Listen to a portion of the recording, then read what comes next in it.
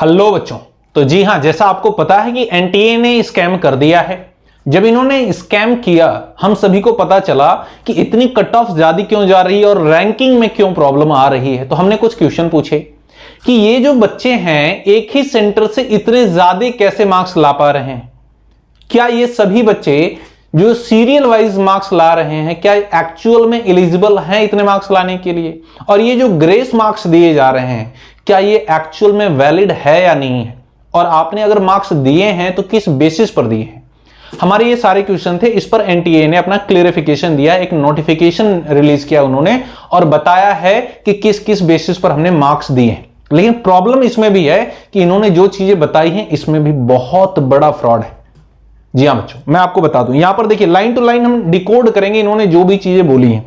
इन्होंने पहली चीज बोला है कि भाई कट ऑफ क्यों इतनी जा रही है, तो इसके रिगार्डिंग इन्होंने बोला कि यहां पर एक ग्राफ इन्होंने दे दिया है कि नंबर ऑफ स्टूडेंट कब कितने ज्यादा एवरेज मार्क्स ला रहे थे और अनरिजर्व कैटेगरी के बच्चे ऑन एन एवरेज कितना स्कोर कर रहे थे। तो अगर आप देखें यहां पर 2022 से, तो इन्होंने बोला कि on an average out of 720 average जो स्टूडेंट थे उनके मार्क्स कितने आ रहे थे 259।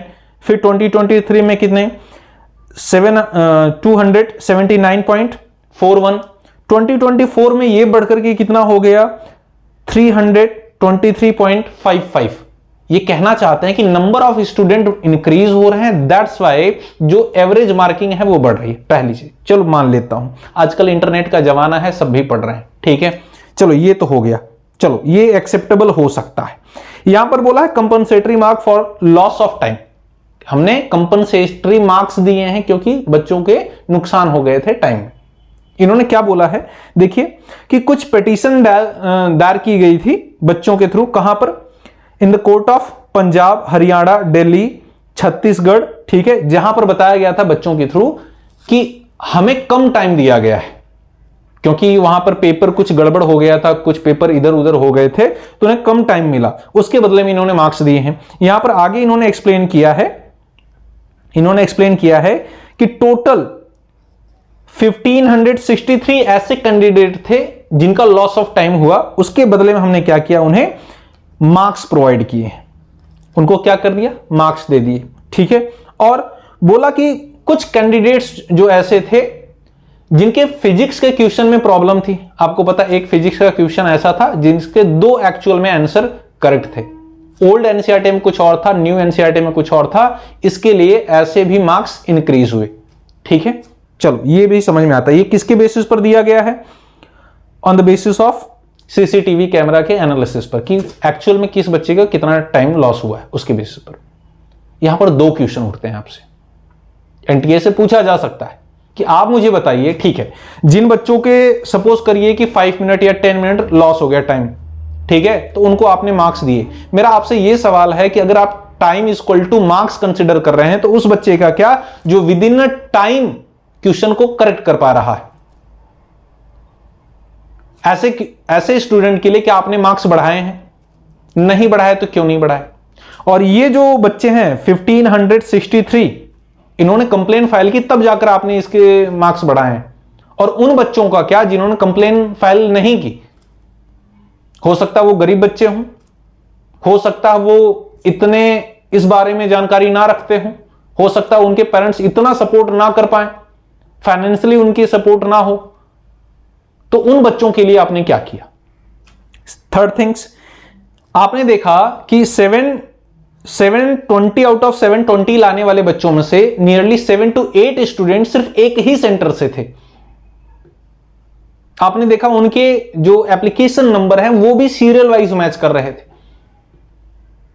तो इसका कोई इन्होंने प्रूफ नहीं दिया है कि ये कैसे पॉसिबल है कि एक ही स्कूल पर, एक ही सेंटर पर एग्जाम देने वाले इतने सारे बच्चे टॉप कर रहे हैं। इसका भी इन्होंने कोई वो नहीं दिया है, ठीक है।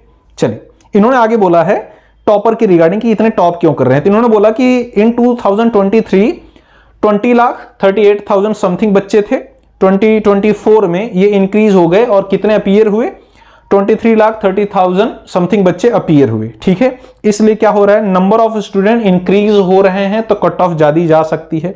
आगे देखिए क्या बोला इन्होंने, जो मैंने बात कही कि इनको जब इन्होंने आंसर की रिलीज की तो इन्होंने बोला कि 33,373 ऐसे स्टूडेंट थे जिन्होंने आंसर की को चैलेंज किया और उन्होंने बताया कि फिजिक्स का एक क्वेश्चन है जिसके 2 आंसर करेक्ट हैं। तो इन्होंने बताया कि ओल्ड एनसीईआरटी में डिफरेंट आंसर था, न्यू एनसीईआरटी में डिफरेंट था, तो उसके लिए भी इन्होंने मार्क्स प्रोवाइड किए। और यहां पर देखिए आउट ऑफ 67, यहां पर एक्चुअल में मेन है, समझिए, out of 67 candidates who got 720 marks, 44 are account of the revision in one answer key of physics. यानी फिजिक्स का जो 1 क्वेश्चन जो इनकरेक्ट था, ठीक है, या जिसके डिफरेंट आंसर थे, उसके बेसिस पर इन्होंने 4 मार्क्स बढ़ा दिए। कितने बच्चों के? आउट ऑफ 67, 44 स्टूडेंट के। और क्या, 6 स्टूडेंट उनके भी मार्क्स बढ़ाया गए जिनका लॉस ऑफ टाइम हुआ। समझ पा रहे हैं? तो मेरा आपसे एक क्वेश्चन है यहां पे, क्या गारंटी है आउट ऑफ 10, सपोज करिए 10 क्वेश्चन है, अगर कोई बच्चा है जो 8 क्वेश्चन या 7 क्वेश्चन कर पा रहा है, ठीक है, स्टार्ट में, क्या गारंटी है कि बचे हुए भी 2 क्वेश्चन वो कर लेगा? हो सकता है वो क्वेश्चन ना आते हो, और क्या गारंटी है कि वो करेक्ट ही करेगा? वो रॉन्ग भी कर सकता है। तो आप time is equal two marks कैसे कर सकते हैं, किस बेसिस पे कर सकते हैं? क्योंकि हम सभी को पता है जब हम एग्जाम देते हैं ना, तो जो राइट वाले आंसर होते हैं स्टार्ट में हम करते हैं, जो चीजें हमें आती हैं हम उन्हें पहले लिखते हैं, पहले उनके जवाब देते हैं, और जो चीजें डिफिकल्ट होती हैं, यानी कि जो निगेटिव मार्किंग आती है ना, वो लास्ट में आती है। जब हम जल्दबाजी में या फिर बहुत ज्यादा किसी चीज पर टाइम दे देते हैं तो वहां पे रॉन्ग होने के चांसेस बढ़ जाते हैं। तो जो निगेटिव मार्क्स आते हैं कॉम्पिटेटिव एग्जाम में, वो लास्ट में जो हम क्वेश्चन अटेम्प्ट करते हैं ना, उसमें आते हैं, स्टार्ट में नहीं, क्योंकि स्टार्ट में तो हम वही क्वेश्चन करते हैं जो हमें अच्छे से आते हैं। तो ये आपने कैसे कर दिया? और इससे भी बड़ा आंसर आपको देना पड़ेगा कि जिस बच्चे ने पिटीशन फाइल नहीं किया, आपसे कंप्लेन नहीं की, उसका भी टाइम लॉस हुआ है, तो उसके लिए आपने क्या किया? मैं कहता हूं एक बच्चा हो, लेकिन उसके लिए आपने क्या किया? क्या ये इनजस्टिस नहीं है?